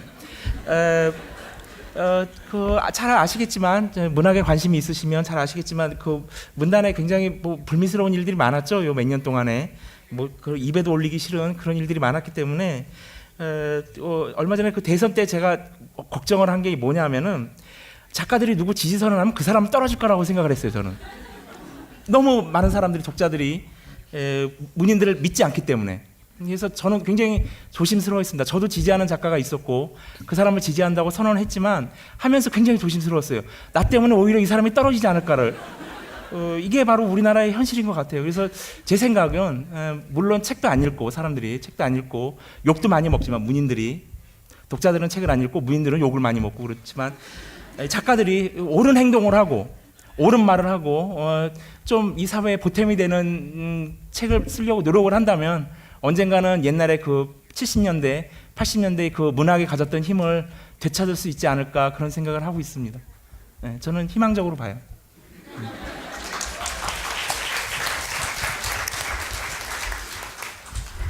네. 예. 예, 안녕하세요. 저는 지금 대학생이고 김인태라고 합니다. 우선 장강명 작가님 그 북한에 대한 그 굉장히 논리적이고 그런 분석 되게 잘 읽었고 저도 되게 공감하는데 그 보니까 이제 인터뷰 좀 찾아봤는데 작가님은 2년 전부터 제가 알기로는 이제 계속 북한에 대한 글을 써야겠다고 말씀을 하셨던 걸로 알고 있는데 그렇다면 그 북한에 대해 관심을 가지게 되고 그리고 또 사실 어떻게 보면 지금 한국 문단이 북한에 관심이 없다고 말씀하시는 것 자체가 굉장히 용기 있는 발언이잖아요. 어떻게 보자면은 그만큼 그러니까 저는 그래서 대단하다고 생각을 하는데 그러니까 그만큼 용기를 내실 만큼 북한에 대해 말을 해야겠다고 느끼게 되신 그런 계기가 있는지 궁금해서 여쭤보려고 질문 드렸습니다. 예, 고맙습니다. 사실 뭐 저도 이렇게 한 몇 년 전까지 뭐 북한에 대해서 아무 관심이 없다가요. 뭐 이렇게 제가 이제 신문 기자였을 때 기자 그만두기 한 몇 달 전쯤에 어느 분을 인터뷰를 했었습니다. 그 탈북자인데 탈북자 단체를 만드신 분을 인터뷰를 했었는데 그분이 이제 장애인이세요. 이렇게 팔이랑 다리가 있었고 이제 북한에서 고난의 행군 때 뭐 그때 이제 고난의 행군 얘기를 들어보면 되게 이상한 일들이 많이 일어납니다. 막 마을 전체가 다 먹을 게 없으니까 뭐 이렇게 마을 사람들이 전부 다 열차 강도가 돼가지고 거기 열차가 지나가는데 그 열차를 습격을 해가지고 그걸로 연명을 했다는 거예요. 그러니까 사람을 습격한 건 아니고 그 열차가 화물 열차라 가지고 근데 그때 열차에 치여가지고 이제 팔이랑 다리를 잃으신 분이었는데 뭐 정말 심플하게 그분 인터뷰하면서 아 이런 일이 있었구나 뭐 알게 되고 그분이 이제 하시는 단체를 그 다음부터 조금씩 후원하고 약간 뭐 재능 기부 같은 것도 하고 있습니다. 뭐 거기서 이제 재중 탈북자들을 이제 구출하는 일을 하시는데 그 단체가 뭐 공지사항 같은 거 누구 이제 구출했다 뭐 이런 거 공지사항 같은 거 올릴 때 제가 좀 다듬어가지고 보내드리고 교정 같은 거 하고 그러고 있습니다. 뭐 별 계기 없죠. 그렇습니다. 그게 전부입니다. 네.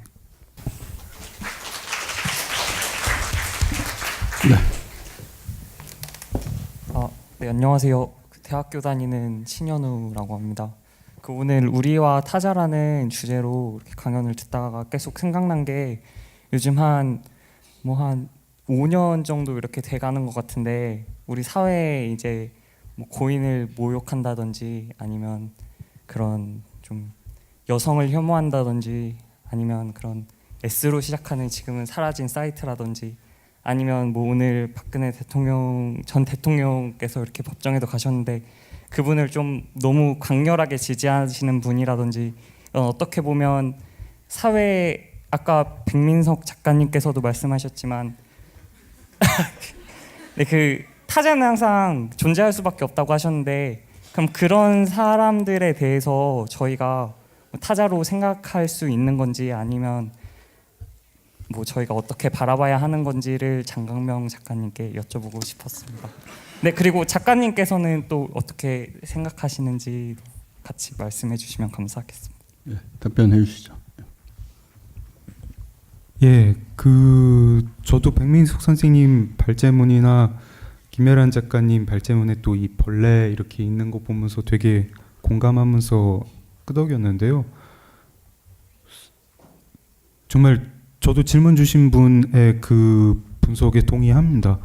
분명히 뭐가 우리가 지금 한 10년 전보다 5년 전보다 뭐가 좀 위험해지는 것 같은 그런 막연한 기분이 있습니다. 그게 다 한데 엮이는 것 같고 뭐 혐오 발언 엮이는 거나 어떤 뭐 여혐이라고 하는 어떤 새로운 현상 그리고 이제 뭐 어떤 뭐 외국인 노동자를 상대로 하는 그런 포비아 같은 것도 있는 것 같은데 굉장히 크게 보면 사실은 이게 미국이나 유럽에서도 벌어지는 일 같고 그게 한국 버전 아닌가 하는 생각이 듭니다. 뭐랄까 이제 기존의 사회 시스템이 제대로 응답을 못해서 좌절감을 많이 느끼고 있고요. 사람들이 정치도 그렇고 경제도 그렇습니다. 우리가 뭔가 경제적으로 좀 중산층이 무너지고 있는 현상이 한국에서도 일어나고 유럽에서도 일어나고 미국에서도 일어나고 있습니다.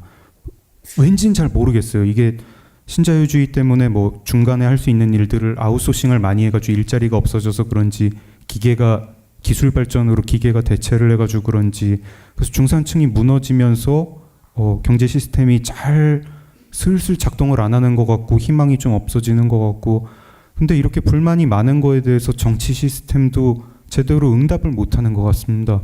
우리가 뭐가 요구가 있는데 지금 막 사회가 이제 막 파편화되면서 굉장히 막 극단적으로 되는 것 같은데 유럽도 그렇고 미국도 그렇고 한국도 그렇고 정치가 그거를 제대로 해결을 못 해주는 양상을 많이 보면서 사람들이 좌절감 때문에 그게 이제 막 분노로 일으켜지고 1차 대전 직전이나 뭐 2차 대전 직전 때 뭐 이런 것들 많이 있지 않았을까요? 그래서 왜 이렇게 내가 지금 희망이 없고 힘드냐? 그들 때문이다. 유태인 때문이다. 여성 때문이다. 외국인 노동자 때문이다. 사회가 뭔가 이렇게 약간 내리막을 갈 때 자연스럽게 일어나는 현상 아닌가 싶기도 합니다. 막 압력이 높아져서 그리고 그거를 벌레로 칭하는 것 자체도 저는 되게 무서운데 아우슈비츠 생기기 전에 독일인들이 이제 유태인에 대해 느끼는 어떤 감정이 적대감이라기보다 혐오감, 더럽다 뭐 이런 느낌이었고 벌레 뭐 이렇게 막 표현하는 것들이 뭐 더럽다 뭐 이런 생각인 것 같습니다. 뭐 그런 게 원인 아닌가 막연하게 생각하고 있고요. 이때 이제 나의 어떤 실패 원인을 그들에 찾으면서 쉬운 답변이죠. 쉬운 답변이니까 그래서 자꾸 이제 멀쩡한 사람도 타자로 만들어 버리는 건데 뭘 해야 될까요? 일단은 이 실패 원인을 제대로 뭐 분석을 해도 정말 정치나 경제를 제대로 공부를 해도 이게 결코 그런 게 원인이 아니라는 걸 알 것 같기도 하고 아마 문학도 거기서 역할을 할 수 있을 것 같고요. 우리가 저는 한 번도 여성으로 살아보지 않았지만 어떤 여성이 주인공인 책을 읽으면서 공감을 하고 느낄 수 있듯이 그런 것도 문학이 역할을 할 수 있을 것 같고 뭐 제일 소망하기로는 그냥 좀 이렇게 경제 성장이 잘 되고 이제 정치가 좀 잘 풀려가지고 그런 압력이 좀 줄어들기를 바라고 있고 그렇습니다. 뭐 하나로 이렇게 그거를 그런 압력을 이제 풀 만능 열쇠는 없는 것 같습니다. 모든 영역에서 거기에 맞서야 되지 않나 그렇게 생각하고 있습니다.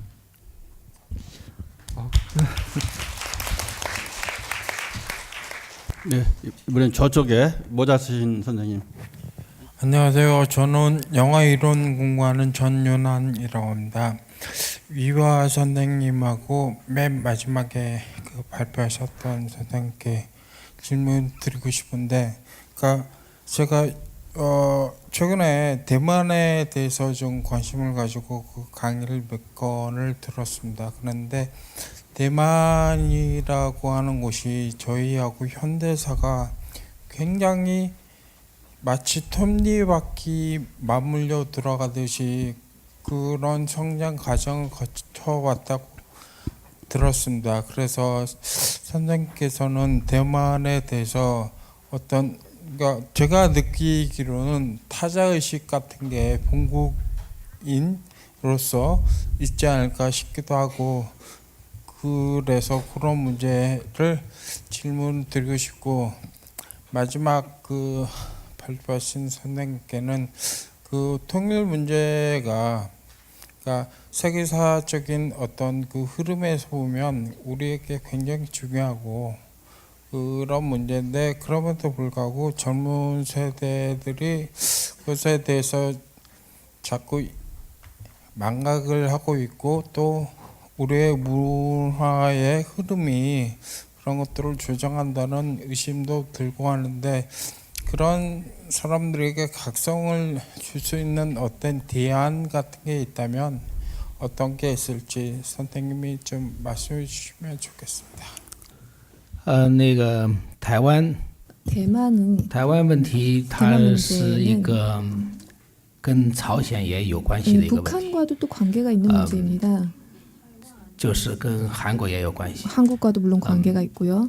前些天就是我在来韩国的前几天， 한국에 오기 며칠 那个 전에 朝鲜的官方媒体 이 和中国的官方媒 북한의 体 매체 开 언론과 始 그리고 打架， 중국의 언론이 打起来了 이렇게 朝 우치같이 鲜 하는 对， 모습을 因为中 보기 国为了 시작했습니다. 因为由于朝鲜的那个 이 중국이 那个不断的那个弹道导弹的试验，还要进行第6次的核试验，所以中国 북한이 履行 계속해서 핵실험을 安理会 하면서 决议对他进行制裁， 중국이 而且制裁的措施越来越严格。 이행하고 또 그 제재를 也知道， 점점 就是现在 엄격하게 朝鲜 이행하고 的汽车可能 있고요. 都没油了，已经。本来它的汽车就 아마 很 지금 少， 북한에 是吧？ 돌아다니는 차들이 기름이 없을 정도일 这样 것입니다. 뭐 차 它的那个 자체도 朝中社 네, 안 所以 되지만요. 官方媒体 그렇기 때문에 就是点名批评中国，说是朝鲜 중국을 为 비난하고 了 나섰습니다. 为了那个 이 북한이 保卫中国， 이 중국을 为挡住那个美 보호하기 国 위해서 为 그리고 中国占了70年的港，就是在中国的大门 운동을 口。 위해서 然后中国 중국의 的官方 대문 媒 앞을 体反驳他们 70년을 ， 지켰는데 当年 이렇습니다. 就是因为你们那 중국의 个金日 매체들은 또 成 이렇게 이야기를 합니다. 要想那个把部队 너희들이 打到那个 그 당시에 就是南朝鲜来，结果最后被人家打回来了， 하려다가 결국에는 没 다시 办法 또 了，然后就让我们只好，当时都是社会主义阵营， 어쩔 수 所以 없었던 我 그런 们的那 상황이 个 아니냐. 只好由我们那个 라고 志愿军， 반론을 제기했습니다. 中国人民志愿 그 军， 당시에 그래서 我们牺牲了那么 중국의 多的人， 해방군이 많은 牺牲 희생을 了 치르면서 牺牲和被俘虏的有几十万， 북한을 도왔고요. 进入了 거의 那 뭐 个 수십 朝鲜， 만이 进入了那 포로가 个 되거나 아니면 희생을 했습니다. 所以互相吵。 그렇기 如果 때문에 当时 이거에 你 대해서 金日成 심각성을 不往那个南边打， 당시에 我们还是南北这么分 김일성이 而治之的话， 남하하지 我们早就把台湾给解放了。那个 대만 时候， 문제도 就我 뭐 们就是为了 해결했을 你们 것이다 那 그 个朝 당시에 鲜，我们错过了解放台湾的一个最好的 어, 时机。 이야기하고 있습니다. 대만 两个 해방의 国家的媒 최적의 体 시기를 现在还在 놓쳤다라고 吵 보는 架， 것이죠. 이 점에 所以 대해서 把台湾 양국 언론이 也扯进来 계속해서 了。对。 논쟁을 하고 있습니다. 네, 뭐 충분한 답변은 안 됐을지 모르지만 그 전면적인 상황 속에서 어떻게 생각하는지는 이해했으리라고 봅니다. 그럼 다음에 장 선생님께서 답변해 주시죠. 예, 질문 감사합니다. 그 통일에 대해서 이제 뭐 무관심해지는 게 사실이고, 그래서 뭐 통일에 대해 관심을 높여야 한다 이런 주장이 나오는 분이 있는데, 저는 약간 이제 좀 동문서답 같은 답변을 드리려고 합니다. 통일에 대해 관심을 높여야 되는데 관심을 높여야 한다. 이 주장에 대해 저는 조금 동의하지 않거든요. 그러니까 통일이 이렇게 뭐 목적이 돼야 된다고는 저는 지금 생각하지 않아요. 그 통일이 목적이 아니라 남한이랑 북한에 사는 사람들의 삶이 좋아지는 게 목적이라고 생각합니다. 그거를 좋게 만드는 방법 중에 통일이 괜찮은 방법이면, 수단으로서 좋은 수단이라면 수단으로서 그걸 할 수 있고, 그래서 뭐 통일이 지상 과제다, 뭐 가끔 이렇게 정말 과격한 분들 중에 뭐 이렇게 아직도 북진 정책 주장하시는 분들도 있습니다. 그런 거 저는 생각하지 않습니다. 그리고 통일이 돼가지고 뭐 엄청난 혼란이 생겨가지고 뭐 남한이나 북한이나 다 삶의 질이 떨어진다, 그런 통일을 저는 바라지 않습니다. 제가 생각할 때는 남한의 삶의 질도 좋아져야겠지만 지금 북한의 사람들의 삶의 질이 너무나 안 좋기 때문에 통일에 관심을 갖자 이 말보다는 북한 인권 문제에 관심을 갖자, 이렇게 밖에다가 얘기를 하는 게 필요하고, 뭐 저도 좀 그런 일을 하고 싶습니다. 뭐 이렇게 취재를 해서 어떤 종류의 고발 문학 뭐 이런 거를 좀 쓰고 싶고 그렇습니다. 답이 됐는지 모르겠습니다. 이 통일 문제에 관해서 이제 중국과 대만, 또 한국의 통일 문제 이런 부분에서 중국과 대만 케이스를 약간 참조할 필요가 있지 않나 싶은 생각이 드는데요. 지금은 이제 민진당 정부가 들어서서 대만과 중국의 교류가 약간 주춤하고 있지만, 전반적으로 대만의 기업인들이나 시민들이나 유학생들이 대륙에 가가지고 한 100만 이상이 대륙에서 녹아 들어가서 같이 활동하고 살아가고 있고요. 또 대륙의 유학생들도, 제가 대만에 가서 강연할 일이 있어 강연을 갔더니 나중에 질문하라고 하니까 손 드는 학생이 대륙 학생이 손 들더라고요. 나머지 대만 학생들은 손을 안 들고. 그러니까 대만에도 유학가 있는 대륙 학생들이 상당히 많습니다. 그리고 더 중요한 거는 대륙의 주로 여성들이 대만의 남성들하고 결혼해가지고 같이 사는 게 한 50만이 넘습니다. 50만. 그러니까 민간 교류를 통해서 실질적인 통일이 상당 정도 이루어져 가는 겁니다. 민간 통일이 뭐 이룩되면 정치적으로 아무리 뭐 못하게 하더라도 한계가 있지 않을까 생각이 드는데요. 문제는 남북한이 교류해서 이렇게 결혼도 좀 하고, 아니면 또 서로 기업인들도 유학생들도 왔다 갔다 하고 막 이런 단계가 되면 좀 더 남북의 동질성이나 타자가 아니라 다시 우리로서 회복되는 그런 과정이 서로 있지 않을까 하는 기대도 하는데요. 그러나 현재 상황 같아서는 좀 아주 요원한 것 같아 보이지만, 언젠가 중국과 대만 간의 모델을 보면 그런 가능성도 있지 않을까 생각도 듭니다. 네. 앞에 계신 분 대신 좀. 경희대 국문학과 학생이신데요. 네. 한국 문단이 북한에 관심이 없다기보다는 90년대 이후에 거대 담론 자체가 없어진 게 아닌가라고 생각이 됩니다. 그렇다고 철학적 담론 역시 있지도 않았고, 사회적 관심도 부족했었기 때문에 문학에 관심도 없어지고, 오늘 주제가 타자성인데 락강처럼 분석을 하거나 인문학적 고찰을 하지도 않는 것 같습니다. 한국 문단의 문제는 자성이 없다고 생각이 들기도 합니다. 아까 소수자들이 연대를 해도 다 다르다고 질문을 했었는데, 작가들은 적어도 이해를 하려는 노력은 해야 한다고 생각을 합니다. 한국 문단의 위기라면 위기라고 할 수 있는데 오늘 포럼이 약간 무책임하게 생각이 되기도 합니다. 어느 분께서 좀 작가로서 해결책을 말씀해 주시면 좋겠다고 말씀해 주셨습니다. 그 지금 문단이 방금 말씀하신 건데 그 자성의 그 뭐 모습을 보여주지 않는다 뭐 이렇게 말씀을 하시죠. 근데 문단은 그 무슨 단체가 아니죠. 단체가 아니고 글 쓰는 사람들이 문단이라는 곳의 회원도 아닙니다. 그다음에 그 문단이라는 곳을 이끄는 무슨 뭐 회장이나 사장이나 뭐 단체장이나 이런 사람들이 있는 것도 아니에요. 그냥 문단이라고 하는 것은 글을 쓰는 사람들을 지칭하기 위한, 글을 쓰는 사람들의 사회라고 하는 그냥 두루뭉실한 그런 내용일 뿐입니다. 말일 뿐이에요. 그래서 무슨 문제가 생겼을 때 독자들이 보시기에는 문단 전체가 뭐 다 썩었다, 아니면 왜 문단에서 왜 해결을 못하냐, 왜 이렇게 무책임하게 행동을 하느냐, 뭐 이렇게 말씀하실 수가 있겠지만 저희는 그걸 회의를 하고서 그렇게 나간 게 아니죠. 그냥 다 어쩌다가 개개인이 그런 도덕적인 좀 결함이 있어서 그런 잘못들을 저지른 건데, 그걸 밖에서는 어떤 단체 전체가 잘못을 한 거라고 그렇게 생각을 하시는 경우가 좀 있는 것 같아요. 그래서 물론 이게 변명 같기도 하고 변명은 해서는 안 되죠. 그래서 뭐 각자 나름대로 여러 곳에서 이런 문제들을 문단에 뭐 이렇게 뭐라고 말하기도 어려운 그런 문제들을 해결하기 위해서 노력들을 많이 합니다. 저도 좀 하고 있고 여러 군데서 이것저것에서 많이 하고 있는 거라고 제가 알고 있어요. 그 다음에 특히 그 문단 내 성폭력 같은 그런 문제들은 제가 남자인데 제가 나서기가 참 어려운 문제죠. 그게 아니에요? 네. 그렇다기보다는 제 책을 읽고 나서 얻을 게 없어서 라고 생각이 들거든요.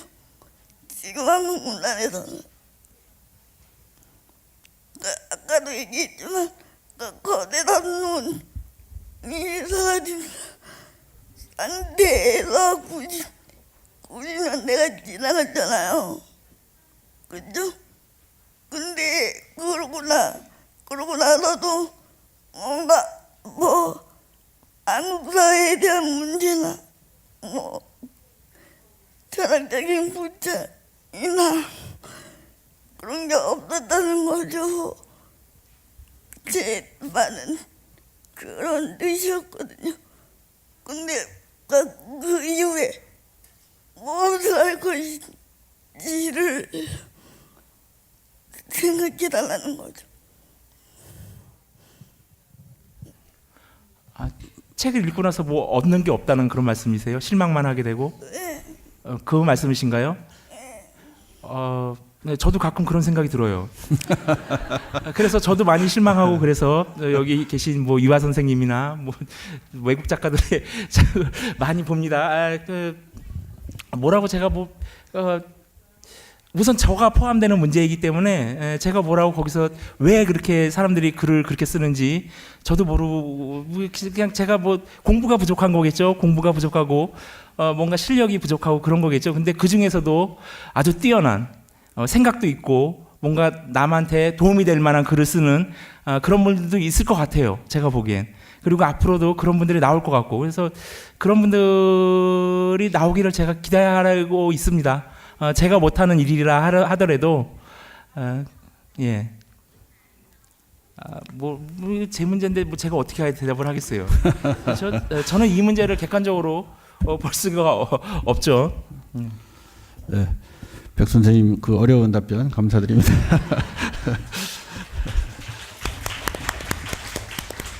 네, 아마 마지막 한 분이 될 것 같습니다. 똑똑히 하세요. 가위바위보. 네, 먼저 일어나세요. 네, 뒷분. 네. 좀 무거워진 것 같습니다. 국제문화 포럼에 참석하신 대한민국을 위시한 세계 작가들 참 대단하십니다. 저는 한국적인 정서의 시를 쓰는 시인이에요. 근데 가볍게 그냥 나오신 앞에 계신 작가님들이 어릴 때부터 마음속에 품고 있는 무슨 자우멍이랄까 한마디씩만 그냥 해주세요. 거기 듣고 싶어서 계속 이렇게 했어요. 네, 그러면 좌우명을 부탁하니까 우선 이화 선생님부터 시작해서 좌우명 한마디로 딱딱 네, 좌우명은 뭐다 이렇게만 네 분께서 답변해 주시기 바랍니다. 很抱歉没有座右铭. 죄송합니다. 저는 네. 좌우명 같은 거는 确实没有. 없습니다. 진짜 없습니다. 我想听听 네, 我的韩国同行们有没有? 좌우명들을 좀 들어보겠습니다. 저는 글 쓸 때 늘 생각하는 게 두 가지인데요. 남들하고 다르게 쓰자는 게 첫 번째고 두 번째는 원고 마감을 꼭 지키자. 그거 항상 그렇게 생각합니다. 별로 어겨본 적이 없어요. 20년 동안.